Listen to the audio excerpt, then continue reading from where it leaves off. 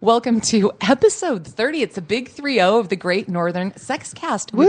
Woo! Colleen Bertino, how are you? I'm doing just great. And what? Yeah, but the person we should be asking how they are is Liz, who's with us today because she did the entire Pride weekend. Woo-hoo! I'm surprised she's still standing. Oh, Yesterday, I would not have done a podcast. Okay, I was a little out of it. Did you just like crawl up under your desk into the fetal position yesterday, Liz Tilleman? There was a period where I was trying to do some desk work, and I was like, I'm up. So, tell me about it. Give me the scene. I didn't make it down there. Well, it was. It was how I've been putting it. It was the kindest, most loving Pride ever. It was fun. I mean, it just the weather was amazing, and there were so many people, and it was definitely let your freak flag fly. And, It always is. yeah, but it seems every year more. Yeah, it's busier and busier because they were talking about the parade. Usually, people are lined up for the parade and you can still walk behind them. But they were lined up from the curb to the buildings. There was no moving. Oh, wow. Sunday morning, usually, it's pretty, slow. We get set up. We're waiting for the folks after the parade. There are people parade. People are showing The up. parade? The parade. I like it. I'm New adding word. it all together. Yeah. We had a spinning wheel, and everyone was winning stuff, and people were showing up, going, the line was too long yesterday, so I'm here bright and early today. Yeah, it was definitely busier earlier, for sure. I mean, there's been some years where I've set up all by myself, and like nobody comes by till like noon. Wow. And this year we had people at like 9:30 for sure. That's amazing. Yeah, it was. It was such an amazing weekend because, of course, the whole Supreme Court decision announcement on Yes. Friday, and I mean, I'm sure that just added a whole layer. That's what I'm saying. It was really kind. I mean, a lot of times when you're handing things out, because when everyone is handing out this coupon or this or that or whatever, I'll get like a harumph, from people walking by. I mean, even people saying, no, I don't want a bracelet, or I have plenty of rainbow stuff, or I don't need a coupon. I mean, they were just happy about saying no. And it That's didn't happen nice. that often because we gave away like 5,000 bracelets, and we gave away hundreds and hundreds of our vendors were insanely generous. So we had the wheel of sexing, we were spinning that. They even donated a human to help us. Yes. Which Really? is- yes.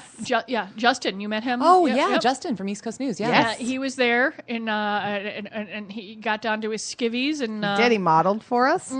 Oh, Yes. well, talk about taking one for the team. Yes. I like that guy. Yes, he is excellent. Oh. He's a big help because he's just got a lot of energy, He does. which is really helpful when we're like kind of tired. Yeah. Well, Liz, you said that you sold how many thousands of dollars worth of merchandise in what time window? Well, Sunday really was only busy from noon to 4, and we did over 2. That's amazing. yeah, there was that little things like lightning and rain will clear out a park really fast. Oh, yeah. Yeah. Yep, that was it. It was over at 4. Okay. If it hadn't have rained, we would have kept going. But I will say this: my credit card machine was stopped as soon as, like, the rain and the credit card machine had like the same thing in mind because there's so many people at the park that the cell towers get over Yep. whatever, and I couldn't get a signal to run credit cards. Oh, my gosh. But then the rain started, So it kind of took care of it for you. yeah. Wow. Yeah, the one thing I noticed is that it was obviously a non-election year because there were a lot fewer politicians. Oh, which is when the parade is so boring. Yeah. When I'm everyone's sorry. going I through just there. don't. I mean, you're just a body walking by. You're not doing anything. I want to see half-naked people and rainbows and, And stickers as pasties. And Yeah, that's what I want to see although- for a Pride Parade. Although the one thing you did tell me is that someone paid you from an interesting. Oh, yes. Luckily, it was early Sunday morning, but a gentleman really didn't have any pockets, so he took his credit card out of his thong. Ooh. Wait, did you have the hand sanitizer ready, I hope? Well, when you He think about wiped it off and apologized. Oh, God. the thing is that money is disgusting. Yeah, We all know yeah. money's, Money's gross, yeah. So it was really fun. I said, 'cause it was, I was like, well, at least it's not the end of the day. You know what? I mean, in my boyfriend's liquor store, I'll go on the weekend nights in the summer and help out or whatever. And there are some people, a certain group of women that always hide their dollars and their credit cards way down in what oftentimes are quite ample bosoms, right? Yeah. So they're digging, for gold down in Yeah. between those things, which I'm like, whoa, you know. I can hide lots of things in my bras. And it's like, and then it finally comes out. And I remember one time, and this lady just had the biggest knockers I have, honest to God, ever seen in this poor sundress. I mean, it was crying for mercy. You could just tell. And this guy was standing behind her. He was like 6'4" or 5", real tall guy, looking down and watching me. And he was like peeing his pants, watching just my eyes, you know, just going, oh my God. Yeah, it's a little uncomfortable, but that's funny. I'm sure it was pretty cool. Hand sanitizer. I was going to ask you, something else about how did Michael do? He said that you guys released the morph suit pictures. The Facebook account of Pride Weekend that you guys did was great. Yeah, what was really fun is it was being done remotely. Yeah. Because we would take a lot of pictures and we'd send them to Megan, who was at a wedding. So she wasn't. Oh, and this was God. so she's like, oh, I hope I'm texting this right, because, you know, she's at a friend's wedding having a couple of cocktails, and she's sending out the Twitter stuff. And when she was trying to, like, okay, I'm sending this one out to Twitter. I'm putting this one on Instagram. I'm going to put this one on Facebook. She's trying to keep them straight, but she did a really great job. And we were just, laughing because sometimes we couldn't get a signal, so you just would try and send the pictures when you could. Yeah. Oh, jeez. And it was really funny. But no, the best part is that they were there all day Saturday setting up, and then they said, yeah, we went to bed at 8:30 and woke up in the morning. It was so exhausting and so hot. And I was a hot flash woman, so I lasted about half of each day because it's like 1,000 degrees, and I'm another 1,000 degrees, and I'm like, I can't be pleasant when I'm this hot. But I ran the wheel for a while. That was fun. And we were just chatting with folks, and I mean, people just had questions, and they were shopping right away, and it would just, I have to admit, it's quite an ego boost, because you you do a lot of work, and then people are just amazed at the booth, and it looks pretty, and you get compliments, and people say, yeah, I shop at this store, I shop at that store, and it just, you know, it's just like, okay, yeah, this is worth it, because you're exhausted, but people are just so happy. Well, there really are a lot of people that don't live here that go to Pride. I mean, I would say way more than half of the IDs I checked were from Iowa, Nebraska, North and South Dakota. Yeah. I mean, they have Pride festivals, but they don't have nothing that. this big. You know, speaking of that, they probably don't have sex stores that sell gay-oriented things. You know, like you're not going to find the Aneros prostate stuff there, or the ox balls toys, the stuff that's really geared towards gay men. You're not going to find in Iowa. Oh yeah, and then you're probably not going to. And it's not the population too, because we sold a ton of the Rodeo H harness briefs. Yeah. Oh, that is my God. new thing. Because you know, women want to just like, you know, I mean, imagine if you're like with a guy and you're making out and you're getting really hot and heavy and you're ready to go, and then they're like, okay, I'll be right back. Okay. Right? Because they got to go put their penis on. Right? Whereas with the rodeo, it's their underwear. They've been wearing it all night. And then they just have to pop in their strap on. So there's no like weird, awkward, okay, I'm going to go get my harness on. You know, it's just a more fluid experience. Okay. You know? So it's just, they're really nice underwear. Yeah, there was a lovely, lovely couple, and they were shopping, and the gentleman went and says, I finally get to be a top. I mean, he was wonderful, because he found a harness that would work for him. Okay. And it was just, it was spectacular. They were just happy. Like, you have that? Yes, we do. I mean, you know, and it's, you know, we set up the booth to where it's, you know, and I think it's more welcoming to some of our female customers too, because the packaging has changed. We've brought in more merchandise.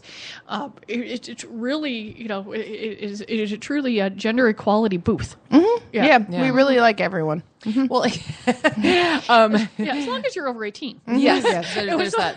It was so cute. There was a mom who's going through with her kids, and I was running the wheels early on Sunday, and they're like, you know, they see a wheel and the kids want to spin it, and I looked over and I said, whatever they win, they're going to get a sucker. And mom's like, okay. The kids, one of them was too young, couldn't even read it. They just wanted to spin the wheel, and they got a sucker. And mom was right there, and that's fine, because I looked and said, they don't get to go anywhere over here. But you want to spin the wheel and get a sucker, fine, whatever it was, and you get a sucker, and you get a sucker, you know. So we try, you know, because there's so many families, and you know, but you know, we set up so that it's you know, kid friendly on the outside, and then you know, they are in the R zone. I mean, you have to know when you're walking through there. There are painters and photographers, and they have their wares on display. Sure. So- but you guys really do make a concerted effort to be respectful, which is huge, really. Right. But if you've gotten to as far as our booth, you've already seen penis. Yeah. Yeah. For sure. Just by walking. You've already seen plenty of penises. So, I know, but you guys, you make the effort, and I think people do appreciate that. but I do bring all my X-rated. I had some really nice pictures from ox balls Really? where they, it doesn't really tell you what it's for or what it does. So I brought pictures that are really explicit on how to use the items, and I loved showing them my pictures. I'm sure you The did. adults, not the kids. Yeah. There was another thing that came out. I thought this was pretty funny. In the rest of my life, I do a lot of work with real estate finance and mortgage industries. And Trulia, I'm sure you've all heard of that. It's a real estate site. They actually did a really in-depth, I thought this was hysterical, really in-depth analysis on between 2012 and 2015 home price appreciation in what they refer to as neighborhoods. Oh. And these are neighborhoods which are favored by men or women in same-sex, either committed, married, or other forms of partnerships. The male-leaning neighborhoods have increased 36% in 3 years. Home price appreciation. I mean, this is just Because they make their homes really nice. and they're killing. Like, this is so far ahead. And the lesbian more geared, and the biggest one of those, by the way, was outside of Atlanta, which really kind of surprised me. 18%. Wow. Still far above, the median average of appreciation for what everything is going on. But they released that in honor of Pride. It's like, okay, your research department just trying to be with the times. I thought that was kind of funny. So yeah. So we got some news. Oh, wait, one more thing. Golf. Okay, possible giveaway idea for next year or any other event. A friend of mine was doing, you know how they'll have golf tournaments for various reasons and people sponsor holes, which I know in this business, in this context. My brother's done that out in Jersey. He's, which hole does he sponsor? I don't know which one. 6 or 9. Yeah. I'm not sure. I'll have to ask him. Because now I need to know. So I'll have to get a hold of him. She did a funny giveaway, though. I haven't seen this one before. I said, what are you doing? She said, I'm filling 150 squirt guns. So she got the small size plastic squirt guns and filled them for water. And she goes, what else would guys like to do more than assault each other with squirt guns on a hot day on the golf course? And my boyfriend thought that was genius. And so I thought, in the context of what you guys do, that could be amusing as well.